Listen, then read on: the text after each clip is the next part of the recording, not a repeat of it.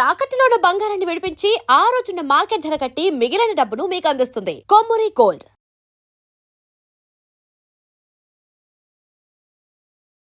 నమస్తే, welcome to V media. నేను మీ సాయి. అసలు ప్రశ్నారావణ్పై న్యూస్ ఎందుకు బయట రావట్లేదు? అసలు ఏం జరిగింది? అసలు ఒకరోజు 2 రోజులు 3 రోజుల్లో తిరిగి వచ్చేస్తానన్న ప్రశ్నారావణ్ ఇంతవరకు రాలేదు. జైల్లోనే అలానే లాక్ అయిపోయిన పరిస్థితి. ఎందుకు అంతలా? ఏం చేశాడని? గతంలో ఒక సభలో మాట్లాడిన మాటలు, పవన్ కళ్యాణ్ గురించి హేళన చేసి మాట్లాడిన మాటలు, అదేవిధంగా కూటమిలో చంద్రబాబు నాయుడు గారిని హేళన చేసిన మాటలు, అది కాకుండా హిందువుల్ని ఎవరైతే మోటివేషన్ స్పీకర్స్ ఉంటారో వాళ్ళని హేళన చేసిన మాటలను పరిగణంలోకి తీసుకొని కేసు పెట్టడం జరిగింది. ప్రశ్నారావణ్ని అరెస్ట్ చేయడం జరిగింది అర్ధరాత్రి. ఇంకా పోలీస్ స్టేషన్కి తరలించారు. ఇదంతా ఒక సినారియో అయితే వైఎస్ఆర్సీపీ లీగల్ టీం అంతా కూడా స్పందించింది దీనికి సంబంధించి. పెద్ద పెద్ద నాయకులందరూ కూడా స్పందించారు. ఇంకా వెంటనే బెయిల్ రావడం, జడా శ్రావణ్ రావడం, బెయిల్ రావడం. ఆ తర్వాత ఇంకో కేసు పెడితే ఇంకో కేసుకి బెయిల్ తెచ్చుకోవడం. మూడో కేసు పెడితే మూడో కేసుకు కూడా బెయిల్ తెచ్చుకోవడం.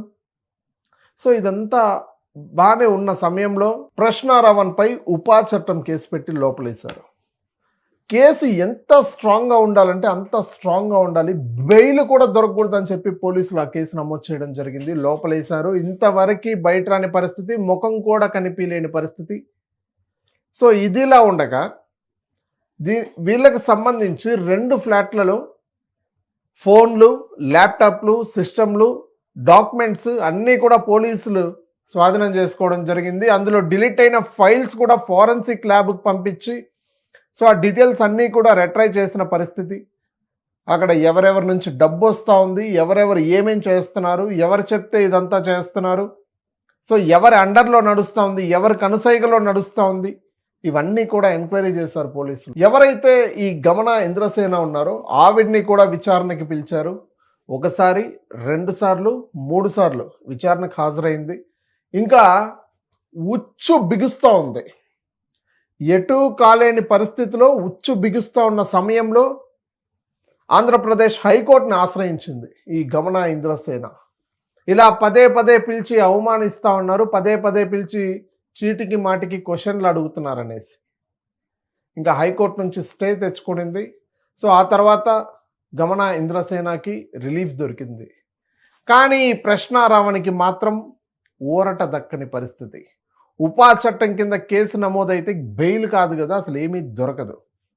ఇప్పుడు జడా శ్రావణ్, అదేవిధంగా ప్రొఫెసర్ నాగేశ్వరరావు, తులసి వీళ్ళంతా ఎక్కడ కనిపించట్లేదు. ఏమైపోయారు?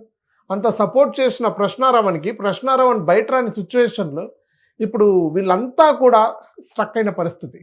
వై? బికాస్ బెయిల్ రాదని తెలుసు. ఎందుకంటే అలాంటి కేసులు, అలాంటి ఛార్జ్ షీట్లు, అలాంటి ఎఫ్ఐఆర్ల కింద, సెక్షన్ల కింద బెయిల్ కేసులు నమోదు చేశారు ప్రశ్నారావణ్ పైన. అసలు ప్రశ్నారావణ్ రీసెంట్గా ఒక వీడియో రిలీజ్ చేయడం జరిగింది. నేను త్వరలో బయట వచ్చేస్తాను, జై భీమ్ అని. ఆ వీడియో మనందరూ చూసాం. కానీ ఆ వీడియో తర్వాత మరో వీడియో బయట రాలేదు. అసలు ప్రశ్నారావణ్ జైల్లో పరిస్థితి ఎలా ఉంది? అంతర్గత సమాచారం ప్రకారం, మాకు తెలిసిన లోపల జైల్లో నుంచి వచ్చిన ఇన్ఫర్మేషన్ ప్రకారం ప్రస్తుతానికి జైలు జీవితం బాగానే ఉంది. 3 పూట్ల అన్నం పెడుతున్నారు, 3 పూట్ల తింటున్నాను, కానీ ఏడుస్తూ ఉన్నాడు అనేది ఒకటి వినిపిస్తూ ఉంది. బట్ అది ఎంతవరకు వాస్తవం అనేది తెలియదు. బట్ ఇన్ఫర్మేషన్ ప్రకారం నేను మీకు చెప్పే ప్రయత్నం చేస్తూ ఉన్నాను. ఏడుస్తూ కన్నీళ్ళు పెట్టుకుంటున్నాడు, అన్యాయం జరిగింది, ఇప్పుడు నాకు బయట పోతే దిక్కెవరు అని చెప్పి కూడా. ఇప్పుడు ఎవరికి మాకు సంబంధం లేదు అంటూ ఉన్నారని. బట్ ఇప్పుడు ప్రశ్నారావణ్ పరిస్థితి ఏంటి? ఎన్ఆర్ఐ దగ్గర నుంచి కూడా, ఏపీ నుంచి, ఎన్ఆర్ఐ నుంచి డబ్బులు వచ్చిన పరిస్థితి. అవన్నీ కూడా పోలీసులు ఫోరెన్సిక్ ల్యాబ్కి పంపించి ఫోన్ నుంచి ట్రాన్సాక్షన్స్, డిలీట్ అయిన డేటా ట్రాన్సాక్షన్ మొత్తం కూడా బయట తీస్తూ ఉన్న పరిస్థితి. బట్ అసలు ప్రశ్నారావణ్కి జైలు జీవితం అలవాటయ్యి మళ్ళీ బయట వస్తే ఇంకో కేసు పెడితే లోపలికి వెళ్తాడా, లేదా ఇంకా ఊరట లభించబోతుందా? ఇవన్నీ కూడా ప్రస్తుతం లాయర్స్ లీగల్ టీం చెక్ చేస్తూ ఉన్నారు. బట్ బెయిల్ అయితే దొరకని పరిస్థితి అయితే కనబడతా ఉంది. జడా శ్రావణ్ దిగినా కూడా అవ్వలేని పరిస్థితి అక్కడ. ఎందుకంటే ఉపా చట్టం అనేది దేశద్రోహ కేసెస్. సో హిందువుల్ని, ముస్లిముల్ని, కొంతమందిని బాధ పెట్టిన సందర్భాల ప్రకారం సో ఈ కేసులన్నీ కూడా నమోదు చేయడం జరిగింది. సో అసలు ప్రశ్నారావణ్ సేఫ్గానే ఉన్నాడా లేదా, లేదంటే పోలీసులు థర్డ్ డిగ్రీ ఏమన్నా ఇస్తున్నారా, ఇవన్నీ కూడా లోపల విషయాలు బయట రావు. కానీ కొన్ని విషయాలు మాత్రం సో ఎలా ఉన్నాడు, సరిగ్గా భోజనం చేస్తున్నాడా లేదా, ఇవన్నీ ఈ విషయాలు మాత్రం కొన్ని రాబట్టే ప్రయత్నం చేశాము. బట్ కొన్ని విషయాలు మాత్రమే తెలిసింది. సో ఏడుస్తూ ఉన్నాడు, టైంకి భోజనం చేయట్లేదు సరిగ్గా, సో బెంగ పెట్టుకో ఉన్నాడు అనే విషయాలు అయితే తెలుస్తూ ఉంది ప్రస్తుతం అయితే. బట్ ఏపీ హైకోర్టు అయితే క్లియర్గా స్టేట్మెంట్ ఇవ్వడం జరిగింది. సో గమన ఇంద్రసేనకు మాత్రం ఊరట లభించిందనే అనుకోవాలి. ఇంకోసారి ఎప్పుడైనా విచారణ కోసం పిలిచినప్పుడు ఖచ్చితంగా హాజరవ్వాలని అయితే క్లియర్ స్టేట్మెంట్స్ ఇవ్వడం జరిగింది హైకోర్టు. బట్ ఇప్పుడైతే ప్రశ్నారావణ్కి ఎన్ని దాఖలు ఫైల్ చేసినా, ఎన్నిసార్లు పిటిషన్స్ వేసుకున్నా కానీ బెయిల్ రాలేని పరిస్థితి, నాన్ బెయిలబుల్ కేసెస్ పెట్టిన పరిస్థితి అక్కడ. అందుకే నాన్ బెయిలబుల్ కేసెస్లో ఇరుక్కుని ఉచ్చు బిగించుకుంది. బట్ బయట రావడానికి it will take time.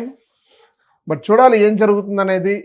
But ఎంతోమంది ప్రముఖులు స్పందించారు. ప్రకాష్ రాజ్ గారు అయితే ఇంకా డైరెక్ట్గా ఎక్కడి నుంచో వచ్చేస్తాను, ప్రశ్నారావణ్ గురించి మాట్లాడుతున్నారు, ప్రశ్నారావణ్ అరెస్ట్ చేశారు, అక్రమంగా అరెస్ట్ చేశారు, ప్రజలంతా చూస్తూ ఉన్నారు అనేది ఒక డైలాగ్ వదిలినారు. ప్రజలంతా చూస్తూనే ఉంటారు, ఎక్కడ అన్యాయం జరుగుతూ ఉంది, ఎక్కడ లాభాలు చేస్తూ ఉన్నారు, ఎక్కడ గ్రాప్ చేసుకుంటున్నారు, ఎవరిది తప్పు ఎవరిది ముప్పు అనేది ఏ టు జెడ్ ప్రజలు చూస్తూనే ఉన్నారు. బట్ సిజేపీ ప్రొటెస్ట్ వల్ల ఆయన అటు తిరగడం, కానీ కొన్ని న్యూస్ వల్ల అటెన్షన్ అంతా కూడా అక్కడ తగ్గిపోవడం, సో మెయిన్ న్యూస్ మీద ఫోకస్ చేయడం. సో అందుకని ఈ టాపిక్ ఎవరు కూడా డిస్కస్ చేయలేదు. కానీ ఈ టాపిక్ గురించి మాట్లాడాలి అనేసి నేను ఈరోజు చేయడం జరుగుతూ ఉంది. అసలు కొంత ఇన్ఫర్మేషన్ తీసుకునే నేను ఈ వీడియో చేయడం జరుగుతూ ఉంది. బట్ చూద్దాం ఏం జరుగుతుంది అనేది మాత్రం వెయిట్ చేయాల్సిన పరిస్థితి ఉంది. మీరేమనుకుంటున్నారో, ప్రశ్నారావణ్ చేసిన తప్పు సమర్థిస్తారా, లేదంటే ఆయన తప్పే చేయలేదా, ఇంకా ఎన్ని రోజులు జైలు జీవితం గడిపే అవకాశం ఉంది, లేదంటే జైల్లోనే ఉండిపోతారా పూర్తిగా? కూటమి ఇంకా 3 సంవత్సరాల పాలన ఇంకా ఉంది, 3 సంవత్సరాలు కూడా ఇంకా జైల్లోనే పెడతారా? మీరేమనుకుంటున్నారో తప్పకుండా కింద కామెంట్ చేయండి. నేను ఖచ్చితంగా స్పందిస్తాను దానికి సంబంధించి. నేను ఎవ్రీథింగ్ చూస్తాను.